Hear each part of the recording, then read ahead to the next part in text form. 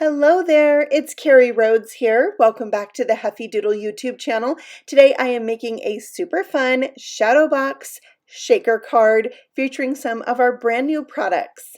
These are the two cards that inspired my creation today. I previously made this shadow box shaker featuring the bedhead stamp set, and I had a lot of comments about it, so I thought I would recreate it, but a completely different card inspired by this Nuts About You card that's very fall. It has lots of fall colors, these cute squirrels, and I thought it would make a really good shadow box shaker. So now let's take a look at the new things I'll be using. This is the Falling Leaves Stencil, 6x6 in size, and then the Nuts About You stamp and coordinating die set with all the cute squirrels, and then I'll be using the Forest Leaves die set and the Tree-mendous die set, which I am totally in love with. I'm going to use that canopy across the top. I'm very excited about that.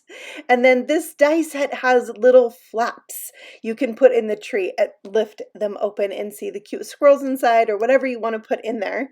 We also have this wood grain background plate. It's also one of my favorites from this set. I'm going to use this woohoo sentiment set as well, or die. And then this is the big shadow box die set that will be the base of our card today. And I will be using the grass from that as well.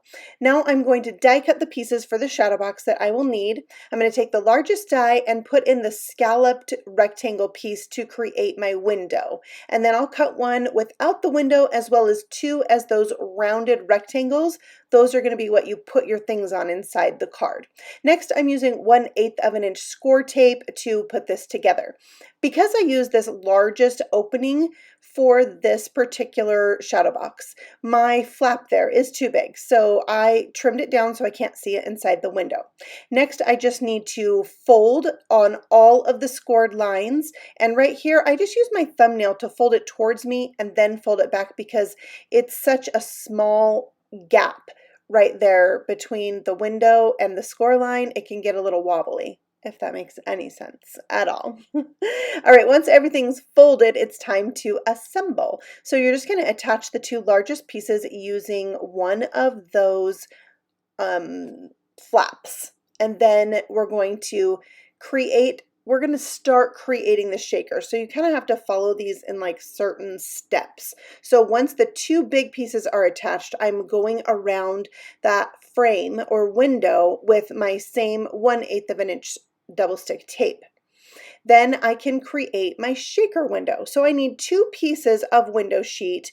These are 4 1/8 by 3 3/8, and you need some super skinny foam strips. This is also from Heffy Doodle, and I'm going to use this to create a shaker. It's like a double window shaker. So it's going to have foam all the way around all four sides, and this is going to touch end to end at all of the corners so none of my shaker elements can escape from there. It'll trap them inside.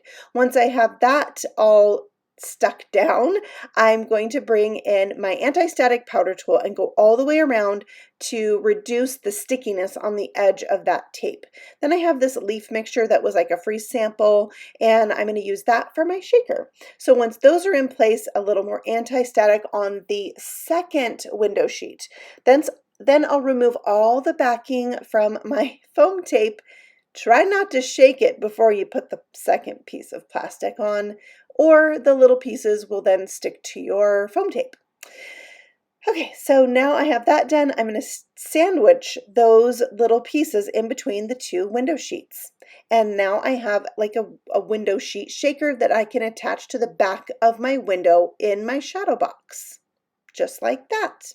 Now, one thing I didn't really anticipate is there's like a lot of tiny little glitter pieces in that shaker mix, that tree mix. Or that leaf mix. So I'm going to have to change that out, but I wasn't sure yet. I was just going to keep going. So I'm attaching these rounded pieces, which is what you're going to stick your elements on that are going to be the 3D card elements inside of this box. And I had my first panel a little bit too close to the window, so I just scooted that back and then removed the backing on the other side of those flaps close the card down. So now you can see those two rounded pieces are stuck to the sides of the box. And then you do the same thing, take the sticky tape off of that last flap and close it shut. And there's your shaker shadow box. Next, I have some scraps of some watercolor cardstock that I am spritzing with some Distress Oxide sprays. I have some barn door, rusty hinge, carved pumpkin, and mustard seed. And I'm not only spraying them, but I'm going to use the nozzle itself and remove it from the bottle and put some larger splatters on there as well. This is going to give me some amazing paper to die cut for all my leaves today. I am going to have to set this aside and let it dry for a little bit, and I did use my heat tool to speed that drying process up a little bit, and that really helped.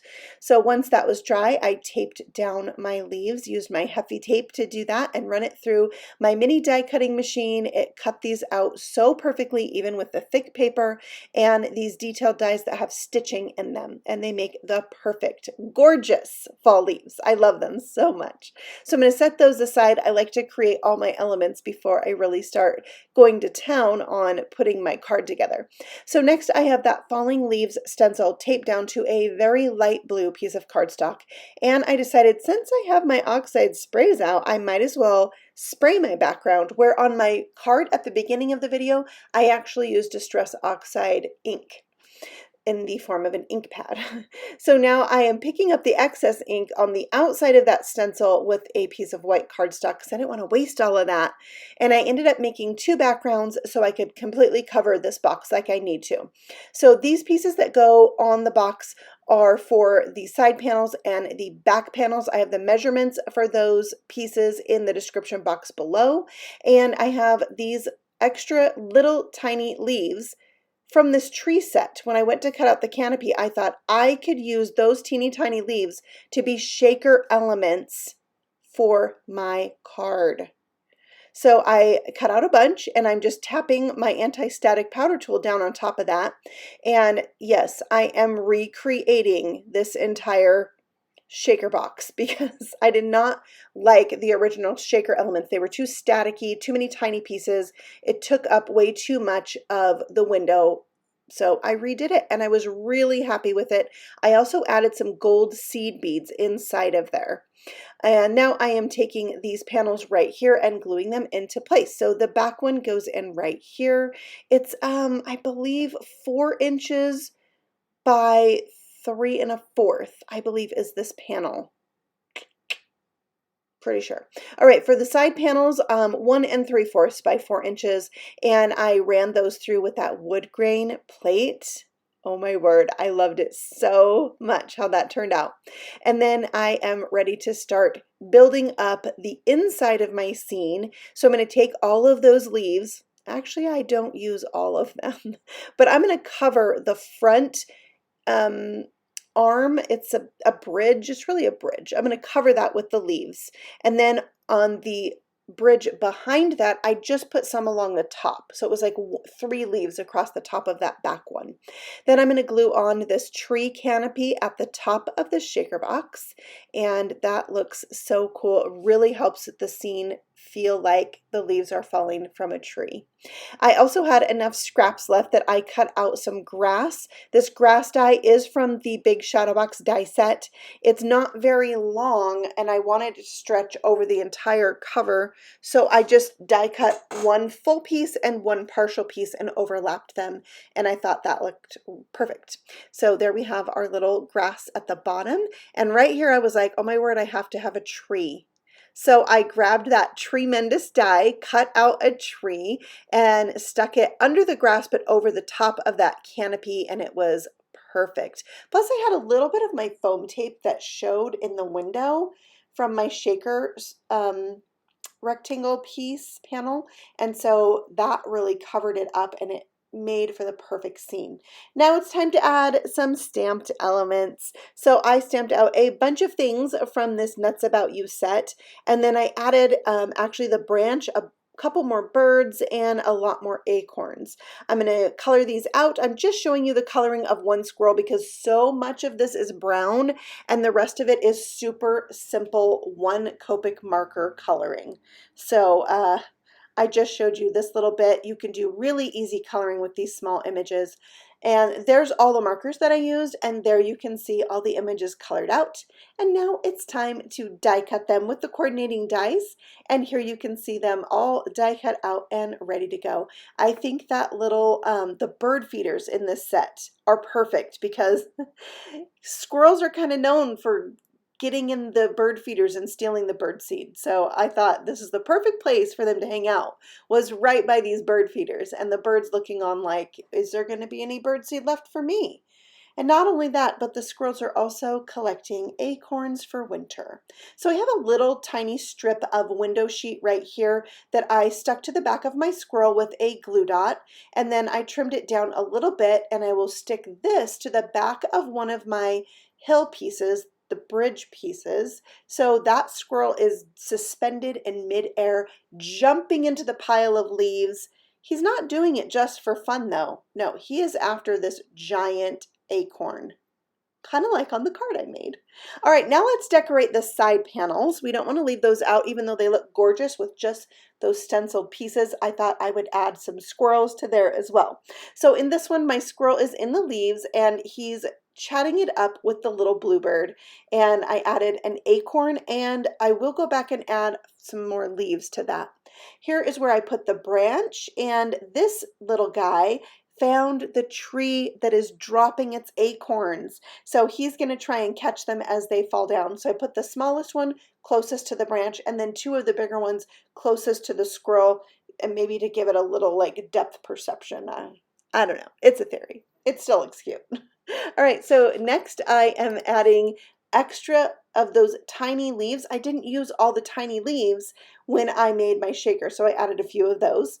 And then on the back, I stamped Jump for Joy with some VersaFine Onyx Black ink. And there is my shaker. I think it is so much fun. Those leaves that shake really match the leaves that I added on the inside, and I like this shaker box so much better than the original one. Now to finish this off, I added some white gel pen highlights to all my stamped images to give them a little oomph. They just come to life when you use the white gel pen. And then I die cut that, woohoo, and added that to the back. So there's the two cards. They really go well together, and I enjoyed making them so much because I just really love doing my own backgrounds and spraying that paper and die cutting the leaves and doing that stencil. Oh, so much fun. I hope you enjoyed today's card. If so, let us know with a thumbs up. You can find all the things I used listed and linked for you in the description box below. And we'll be back again very soon with another inspirational video just for you. Happy stamping! Bye!